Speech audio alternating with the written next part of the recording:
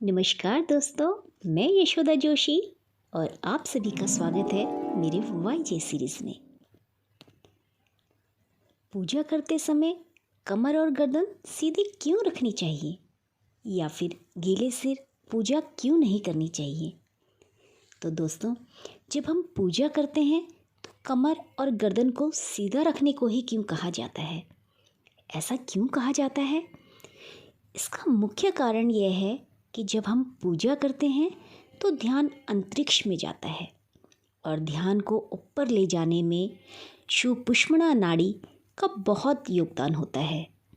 यह नाड़ी रीढ़ की हड्डी से होकर ब्रह्मरंध्र चक्र से जुड़ी होती है। अगर कमर और गर्दन झुक जाएगी तो नाड़ी भी झुक जाएगी। अगर नाड़ी झुक जाएगी तो ब्रह्मरंध्र की नाड़ियाँ धूलोक के संपर्क बनाने में असमर्थ हो जाती हैं, क्योंकि तरंगों की दिशा नीचे की ओर जाती है और जो ध्यान की तरंगे ऊपर को जानी चाहिए वो नीचे को जाना शुरू कर देती है। ध्यान हमेशा ऊपर को सोचने में ही लगता है दोस्तों, इसलिए हवन, यज्ञ, ध्यान या पूजा पाठ में हमेशा कमर और गर्दन को सीधा रखना चाहिए।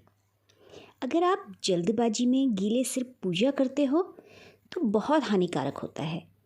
ज़मीन पर बिना कुचालक आसन के बैठ जाते हो तो भी बहुत हानिकारक होता है।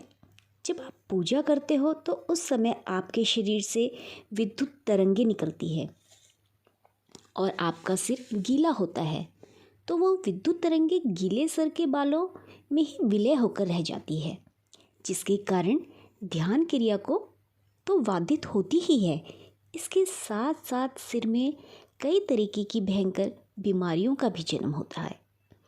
इसी प्रकार जब आप खाली जमीन पर बैठते हो तो तरंगे मूलाधार चक्र से गुदा द्वार के द्वारा बाहर निकलती हैं तथा वो पृथ्वी के चुंबकीय क्षेत्र के संपर्क में आती हैं या संपर्क बना लेती हैं, जिसके कारण वो तरंगे जमीन में चली जाती हैं, जो शरीर की पॉजिटिव ऊर्जा को खींच लेती है, जो ध्यान से उत्पन्न होती है।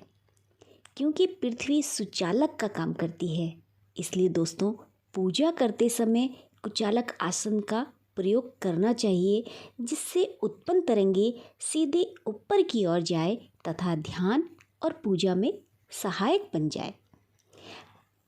दोस्तों, अगर ये जानकारी आपको अच्छी लगी हो तो प्लीज़ इस जानकारी को आगे और शेयर भी करते जाएं और मेरे चैनल को सब्सक्राइब और लाइक्स और कमेंट्स ज़रूर करें। ऐसी और जानकारियों के लिए जल्द आपसे मुलाकात होती है।